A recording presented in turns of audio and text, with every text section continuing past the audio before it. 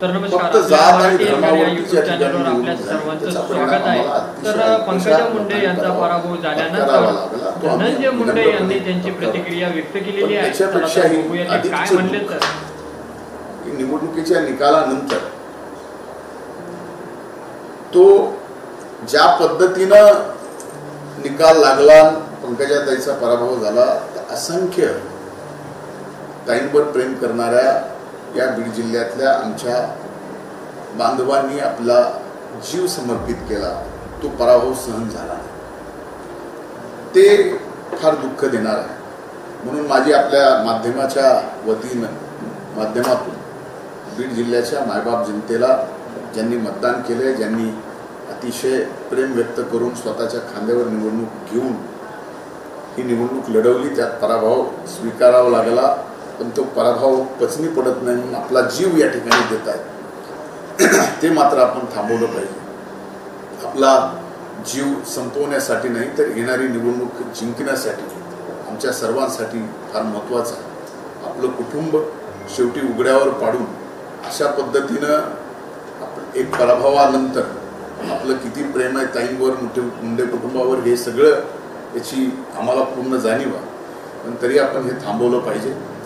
येणाऱ्या काळामध्ये आपला जीव संपवून प्रेम व्यक्त करणं हे आम्हाला अपराधिक ठरवण्यात कुठंतरी आहे.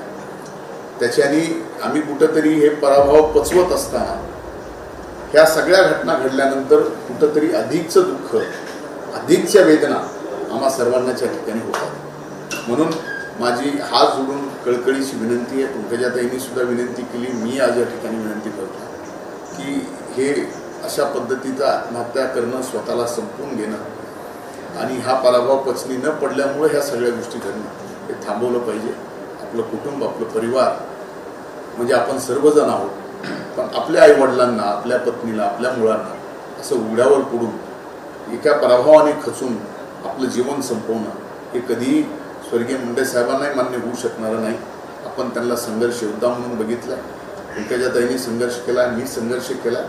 संघर्ष करत असताना आपण पराभव जरी झाला तरी तो पचनी पडून पुढे चालायचं असतं, पुढे जिंकायचं असतं. आणि एका पराभवाने कुणाचं राजकारण संपत नसतं, हे या ठिकाणी आपण लक्षात घेतलं पाहिजे. म्हणून माझी विनंती. एक लक्षात घ्या की लोकसभेमध्ये जे नुकसान व्हायचं होतं, या ठिकाणी ते नुकसान या ठिकाणी महायुतीचं झालेलं आहे, महायुतीच्या उमेदवाराचं झालं. विधानसभेचा ट्रेंड काय असेल हे मी आजच सांगणार नाही, येणारा काळ ठरवेल. आज बोलणं थोडंसं फार लवकर होईल. आणखीन 3 महिने जायचे. 3 महिन्यानंतर तर धनंजय मुंडे यांच्या प्रतिक्रियेवर तुम्हाला काय वाटतं ते आपल्या कमेंट बॉक्समध्ये लिहायला विसरू नका. आणि तुम्हाला असेच नवीन व्हिडिओ पाहत राहण्यासाठी आपल्या मराठी एल्गार या YouTube चॅनलला सबस्क्राईब करा.